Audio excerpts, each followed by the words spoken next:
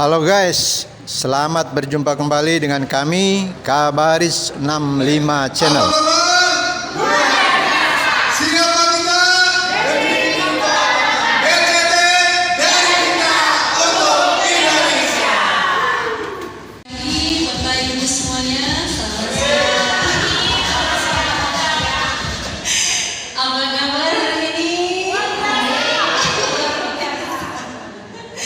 Terima kasih untuk Bapak Ibu semuanya yang sudah menyempatkan waktunya, menginvestasikan waktunya untuk hadir di ruangan ini untuk kita sama-sama belajar tentang aset digital ya Bapak Ibu ya.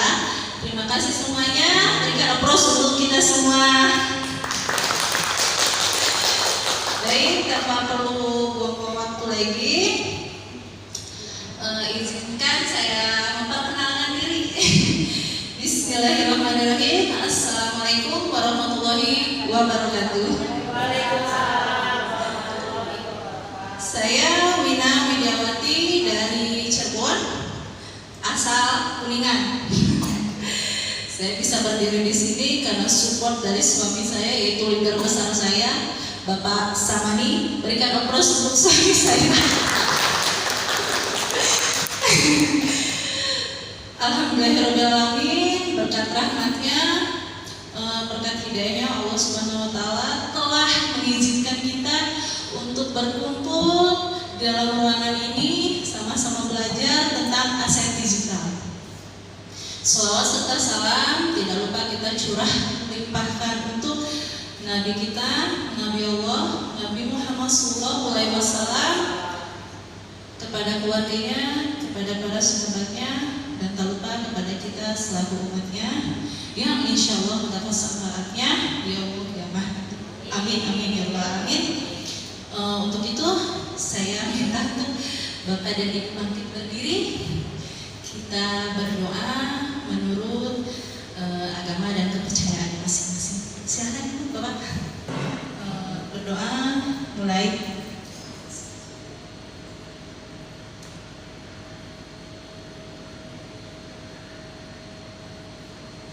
Selesai. Dimohon untuk tetap berdiri Bapak Ibu. Kita akan menyanyikan lagu kebangsaan negara kita, yaitu Indonesia Raya. Mempersingkat waktu ya Bapak Ibu ya. Kita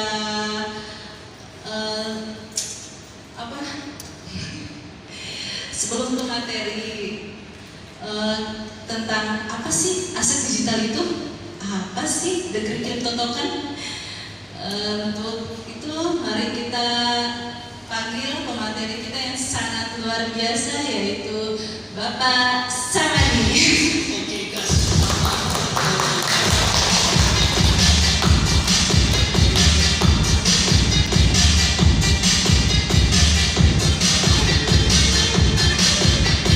Berikan aplaus dulu dong buat MC luar biasa. Ini musiknya bukan kampanye ya, biar cuma karena enak aja, bukan buat semangat. Boleh kalau mau jogging dulu, biar yang tadi habis makan turun ya, pakai gitu. Oke, Bapak Ibu, acara ini kami mulai.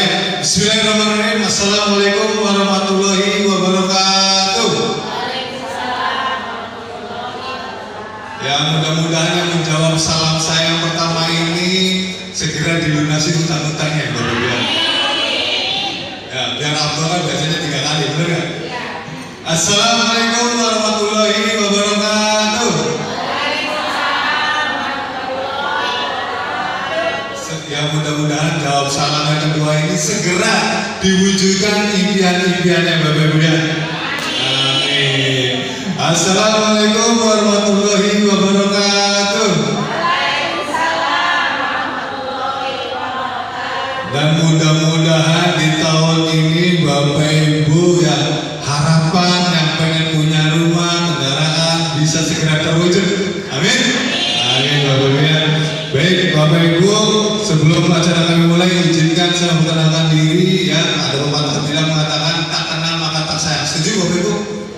Karena tak sayang maka tak cinta, tak cinta maka tak kawin, benar nggak? Oh, tak kawin maka tak punya Setuju ya? Jadi kenalan dulu, bukan hanya dengan pemateri tapi programnya dulu juga ya. Saya Muhammad Samani asli dari Cirebon ya, tepatnya di Desa Kaliwadas ya, Kecamatan Sumber. Yang mudah-mudahan hari ini berdiri di depan Bapak Ibu semua bukan dalam rangka menggurui ya atau memulai Bapak-bapak, karena saya bukan guru atau dosen, tetapi ingin berbagi sebuah informasi yang mungkin bisa menjadi sebuah harapan buat Bapak Ibu semua ya di kemudian hari. Setuju Bapak Ibu ya? Nah, yang pertama-tama tak lupa ya, marilah kita panjatkan puja dan puji syukur kepada Allah Subhanahu Wa Taala karena pada hari ini kita bisa berkumpul bertatap muka bermuajahah ya di acara literasi aset digital dari PT Anugerah Digital Advertising ya. Dan juga salawat serta salam selalu dipacurahkan kepada junjungan kita Nabi besar Muhammad SAW beserta keluarganya, para sahabatnya, dan mudah-mudahan kita sebagai pengikut akhir zaman ini mendapatkan sahabatnya Bapak Ibu ya. Ya. Jadi sebelum memulai acara ini, kira-kira Ibu dengan niat baik Ibu datang dari rumah ini siap mengosongkan gelas saja. Ya. Jangan sampai datang dari rumah sudah menginvestasikan waktu, tenaga, pikiran, bahkan bensin, benar nggak? Masuk kuping kiri, keluar kuping kanan lagi, benar nggak? Jadi informasi ini ya minimalnya kita kosongkan gelas dulu supaya apa yang kita sampaikan ini bisa diterima, Ibu bisa mengerti dan juga bisa diinformasikan ke saudara tetangga. Setuju Bapak Ibu? Jadi sepakat ya. Nah, biar lebih acara ini lebih hikmat, mohon untuk handphone di silent ya, dan juga anak yang bawa anak kecil di silent dulu ya Bu ya, barangkali nangis. Ya kan? Biar nggak tegang ya Bapak ya. Ya, baik Bapak Ibu, acara ini literasi aset digital ini diselenggarakan oleh PT Anugerah Digital Advertising yang tempat alamatnya itu di kantornya di Cirebon, Jalan Siliwangi, tepatnya di belakang PGC, kantornya ada ya di Jalan Siliwangi Cirebon. Dan dengan tujuannya yaitu mengedukasi ke masyarakat betapa pentingnya kita mempunyai aset digital. Setuju ya Bu ya? Dan mungkin Ibu apa sih aset digital, makanan apa sih, benar ya? Nah nanti kita jelaskan. Nah literasi aset digital kita mulai Bu ya.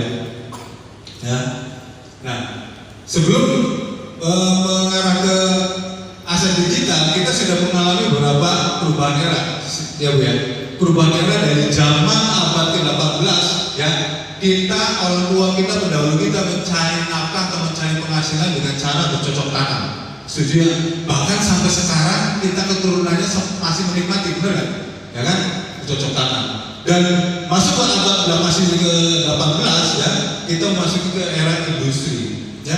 Industri ini dimana mindsetnya orang tua kita zaman dulu ya, mungkin udah anaknya lulus dan cari kerja di pabrik-pabrik ya, itu berindustri. Nah ini era-era. Kemudian ada era informasi masukin ke abad 20, di mana era informasi ini ya kita sudah dipaksa harus melek, benar kan? Yang tadinya tidak mengerti handphone harus punya handphone, benar kan? Untuk komunikasi yang tadinya SMS hanya telepon aja, sekarang di era informasi ini Bapak Ibu sudah dimudahkan dengan adanya namanya gadget yaitu Android ya. Kemudian beberapa ada yang namanya Facebook, Instagram, Twitter, Telegram dan lain-lain. Jadi untuk memudahkan informasi orang-orang yang kita berapa tahun lalu tidak ketemu dengan platform-platform ini, dengan era informasi ini kita bisa dipertemukan kembali. Ya, setuju ya? Mungkin di ruangan ini ada teman kita yang dari zaman kecil kemudian terpisah. Dengan adanya Facebook, tahu-tahu ketemu, benar nggak? Ya. Nah, itu era informasi. Nah, tetapi memasuki era industri di abad ke-20 ini, era industri dengan 4.0 dan Web3 ini adalah era di mana bukan hanya informasi dari handphone saja, tapi handphone ini sudah semakin smartphone, benar nggak? Nah, jangan sampai kita punya smartphone tapi yang punyanya tidak smart, benar nggak? Nah, smart itu dalam arti apa? Handphone atau yang kita pegang sehari-hari sudah menjadi kebutuhan, benar nggak? Dulu mungkin dari barang mewah, tapi sekarang handphone sudah menjadi kebutuhan. Bangun tidur pasti nyarinya handphone, benar nggak? Iya. Nggak bikin kopi dulu buat suami, ini nyarinya handphone dulu. Ya, jual belikan, betul kan? Nah, tapi dengan era digital Web3 ini, Bapak Ibu, bagaimana caranya handphone ini sudah menjadi kebutuhan dan juga bisa menjadi sumber penghasilan. Nah, sampai saat ini mungkin ibu-ibu punya handphone sudah dijadiin sumber penghasilan belum? Ada yang sudah menjadi sumber penghasilan? Ada di ruangan ini? Ya. Hah? Ada ya? Ada, Ibu Suci ya. Ini pelakunya. Ya. Nah ini, jadi sepakat ya Bapak ya. Bagaimana caranya mengubah handphone kita menjadi sumber penghasilan? Ya, walaupun ibu-ibu berdasar di rumah, tapi sumber penghasilan tetap berjuang. Siap Bapak Ibu? Siap ya. Nah, di sini kita membuka paradigma bagaimana ini adalah sebuah pengembangan aset. Aset ini adalah sumber daya yang memiliki nilai ekonomi dan dimiliki atau dikendalikan oleh individu atau kita seseorang atau perusahaan atau negara dengan harapan akan memberikan manfaat di masa depan. Setuju ya? Dan sifat dari aset antara lain yang pertama adalah harta yang dapat dikonversikan menjadi uang. Yang namanya aset, benar kan? Ya, kita beli harta di aset, ya, harus dikonversikan dengan uang, ada nilainya, benar kan? Nah kemudian bisa dimiliki atau dikuasai oleh seseorang atau perusahaan, itu yang namanya aset. Kemudian dapat diperjualbelikan. Ya, kalau kita beli suatu barang tapi tidak bisa diperjualbelikan, itu namanya aset. Ya. Kemudian memiliki sifat produktif untuk jangka panjang. Pertumbuhan nilai ekonominya bisa produktif untuk jangka panjang. Itu yang namanya aset. Nah, kemudian bisa dapat dipindah tangankan. Dipindah tangankan itu artinya bisa diperjualbelikan. Dan ini namanya aset. Nah, aset ini ada dua jenis Bapak Ibu. Ya. Yang pertama ada aset fisik, kemudian aset digital. Aset fisik saya yakin di ruangan ini sudah paham semua, benar nggak? Ya. Yang bawa yang tadi di sini banyak kan bawa aset fisik juga, benar nggak? Yang pertama ada emas, benar nggak? Itu aset fisik, benar nggak? Yang suatu saat setiap tahun nilainya akan bertambah, itu namanya aset. Bisa diperjualbelikan, baik perhiasan emasnya atau emas LM batangan. Nah, ini aset. Kemudian ada tanah, properti, yang ini adalah aset. Nah, orang-orang tua kita zaman dulu mungkin beli tanah, beli sawah. Tujuannya apa? Bagaimana caranya anak dan cucu kita, keturunannya kita tetap mempunyai aset yang bisa diwariskan untuk anak cucu kita, ya kan? Kemudian ada saham, reksadana dan obligasi, ini adalah aset juga, Bapak Ibu. Nah, di mana aset ini adalah bisa untuk menopang kehidupan kita jauh lebih baik lagi jangka panjangnya, benar nggak? Nah, tetapi dengan era digital saat ini ada yang namanya aset digital. Kita tidak perlu punya tanah berhektar-hektar, dengan hanya modal di handphone saja aset kita sudah bisa punya aset. Contoh ya, ada saham, reksadana di online marketplace ya, barang sekali, dan ada platform digital seperti YouTube, Instagram, online shop, TikTok dan Facebook. Ini sudah menjadi aset. Dan YouTube sekarang sudah jadi sumber penghasilan, benar nggak? Banyak nggak youtuber yang jadi miliarder? Banyak yang jadi aset. Jadi yang diwariskan nanti ke anak cucu kita bukan hanya sertifikat aja Bu. Kalau kita punya YouTube yang sudah punya penghasilan, kita wariskan adalah cuma email sama password aja, benar nggak? Nah itu kan ada Instagram, TikTok dan lain-lain. Dan juga ada aset NFT, non fungible token. Ya, NFT ini gambar yang bisa diperjualbelikan. Ya, ini NFT. Seperti yang kemarin viral itu Gojali yang foto setiap hari, kemudian diupload, dijual harganya miliaran. Ini namanya NFT. Tapi kali ini di acara literasi ini tidak membahas yang namanya itu. Tapi kita membahas yang namanya aset kripto. Aset kripto ada Bitcoin, Ethereum, Doge dan DCT. Aset kripto itu apa? Benar nggak? Kalau di luar negeri namanya cryptocurrency atau mata uang yang bisa untuk bertransaksi diperjualbelikan langsung membeli suatu barang. Tapi di Indonesia tidak boleh. Ya. Di Indonesia ini, ya, aset kripto namanya adalah aset digital. Ya. Kenapa harus aset digital, Bapak Ibu?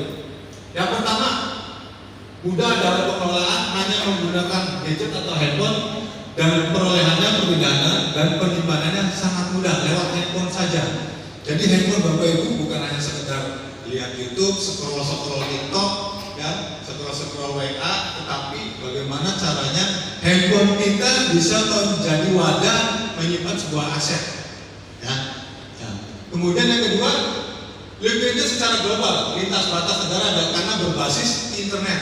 Ya, nah ini Bu, enaknya aset digital ini jadi kita internasional. Misalkan Bapak Ibu punya aset digital, kita mau ngirim saudara kita di luar negeri, di Arab Saudi, Taiwan, kita tidak membutuhkan batas waktu yang cukup lama. Orang zaman dulu yang mungkin ya, ada saudara kita kerja di luar negeri, pengen ngirim uang ke negara kita, bener nggak? Membutuhkan waktu berapa lama? Sebulan, bener nggak? Tetapi dengan aset digital, transfer hitungan menit sudah nyampe, Bapak Ibu. Tinggal ditarik dengan mata uang di negaranya masing-masing. Ya. Kemudian pertumbuhannya, nilai ekonominya yang sangat tinggi dalam jangka panjang, yang namanya aset, benar nggak? Ibu beli tanah hari ini, ya, kemudian dijual bulan depan, kira-kira untung nggak? Hari ini dijual bulan depan, ya kalau tanah pertumbuhannya tahunan, benar nggak Bu? Nah ini kalau hari sekarang beli tanah, kemudian dalam hitungan 1-2 bulan dijual masih untung, benar nggak? Ya. Tetapi yang namanya aset ya untuk jangka panjang, 1-2-3 tahun naik baru kita jual. Kan? Kemudian aset digital ini sangat transparan karena menggunakan blockchain system aset kripto. Jadi historinya ada semua, lengkap ya karena menggunakan blockchain system. Dan mungkin Bapak Ibu yang baru hadir di ruangan ini apa gitu kan, nggak jadi masalah. Yang penting ini dulu memahami dulu ya, gitu kan. Nah, ini aset kripto dan NFT. Nah, seperti apa aset kripto itu? Nah, kan ini Bu, yang saya jelaskan tadi, aset kripto atau yang lebih dikenal sebagai cryptocurrency di luar negeri merupakan salah satu bentuk dari aset digital. Dan aset kripto adalah hasil penerapan dari teknologi blockchain yang dapat menyimpan dan mengelola catatan transaksi diamankan dengan inskripsi menggunakan kriptografi dan bersifat desentralisasi atau peer-to-peer, transfer antar pengguna, tunggal-tunggal.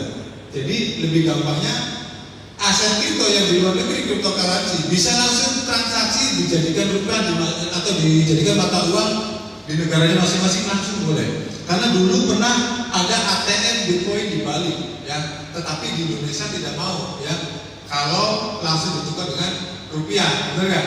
Makanya disebutnya aset digital, karena tidak bisa untuk bertransaksi seperti uang, karena akan berpengaruh ke tatanan negara keuangan, benar nggak?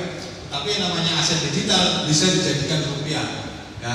Dan tentunya ya harus ada yang namanya regulasinya. Nah, pola kerja aset kripto ini ya kita bertransaksi dari A dan B, kemudian transaksi diamankan, kemudian transaksi diumumkan, ada historinya semua, transaksi divalidasi, kemudian transaksi akan dicatat dalam sebuah blok besar, blok baru, dan transaksi A dan B selesai. Jadi semua ada historinya.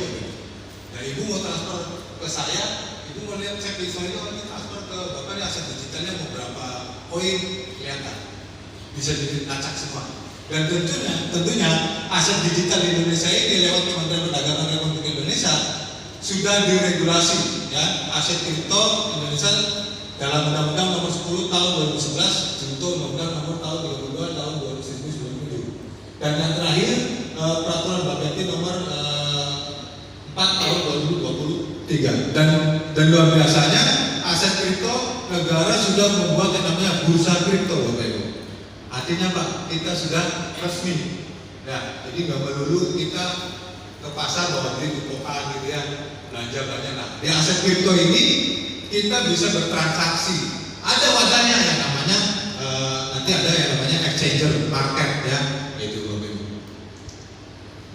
Nah ini, kemudian bagaimana sih untuk mendapatkan keuntungan dari aset kripto?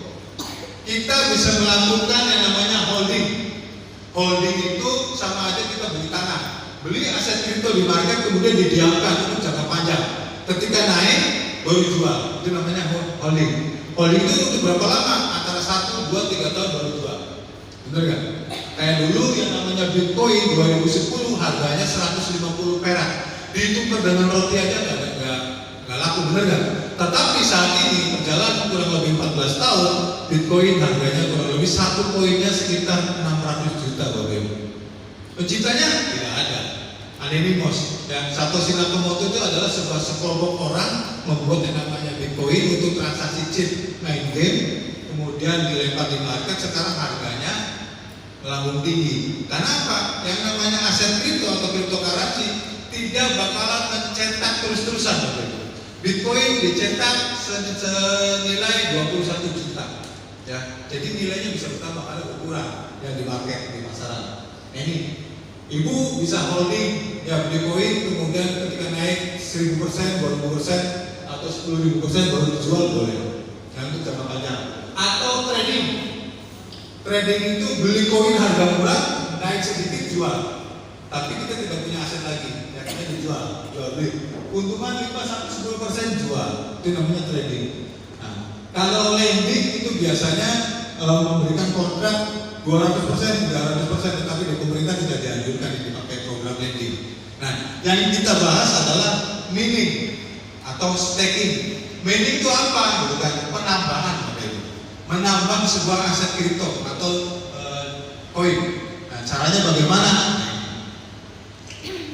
Ya, mining atau proof of work, ya ini Bu. Di tahun 2009 ada sekelompok orang yang dinamakan dirinya Satoshi Nakamoto, ya, menciptakan Bitcoin, ya, dengan sistem penambangan, ya, dengan teknologi blockchain-nya, penambangan proof of work. Nah, proof of work ini penambangan pertama di dunia menggunakan hardware yang menghasilkan sejumlah Bitcoin. Jadi hardware ini seperti ini Bu. Alat-alatnya satu unitnya kurang lebih minimal 75 juta sampai 150 juta. Tetapi dengan pola ini membutuhkan biaya yang operasional bulanan yang cukup besar. Karena apa? Listriknya harus besar, AC, internetnya harus kuat. Tetapi dengan sekolah ini sekarang penghasilannya kurang memadai karena biaya operasional lebih tinggi ya, Bapak Ibu. Nah ini. Nah kemudian ini berapa modal staking kripto? Ya, ada proof-of-stake atau konsep di dalam penambangan kripto yang menyatakan bahwa seorang dapat menambang atau memvalidasi transaksi aset kripto sesuai dengan jumlah koin dan token yang dipegang. Artinya Bapak Ibu 30 alat, kita tinggal beli koin saja, kemudian dimasukkan ke alat mining. Ya contoh misalkan kita pakai koin Ethereum. Ethereum saat ini harganya ini masih ditulis 25 juta. Tapi sekarang satu koinnya Ethereum itu sekitar 35 juta Bapak Ibu. Nah, ketika kita pengen staking koin Ethereum ini, kita harus memerlukan 32 Ethereum. Kalau di harga 25 juta berarti kita membutuhkan biaya 800 juta untuk menambang yang namanya koin Ethereum. Nah, pertanyaannya kira-kira kita punya nggak budget segitu? Ya, ada Bu Teti? Ya. Nah, solusinya yaitu, nah ini modalnya hanya punya modal terbatas, bisa staking aset kripto dengan biaya terjangkau yang bisa dikerjakan lewat gadget atau fleksibel dan tidak menghabiskan banyak waktu Anda, dan tidak mengganggu kerjaan kita. Solusinya ada yang namanya The Green Crypto Token Bapak Ibu. Ya. The Green Crypto Token ini menawarkan sebuah penambangan ya aset digital. Kalau saya sederhanakan, The Green Crypto Token ini ya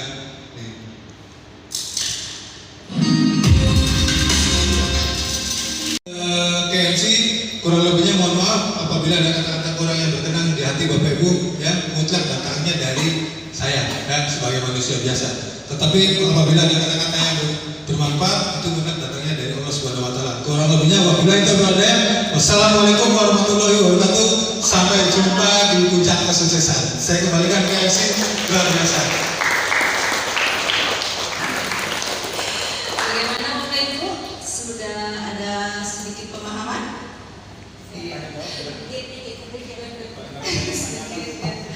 Boleh nanti kita lanjut lagi untuk sharing ya. Lanjut lagi untuk sharing. Mungkin sekian dari saya. Alhamdulillahirobbilalamin. Kita tutup acara kali ini.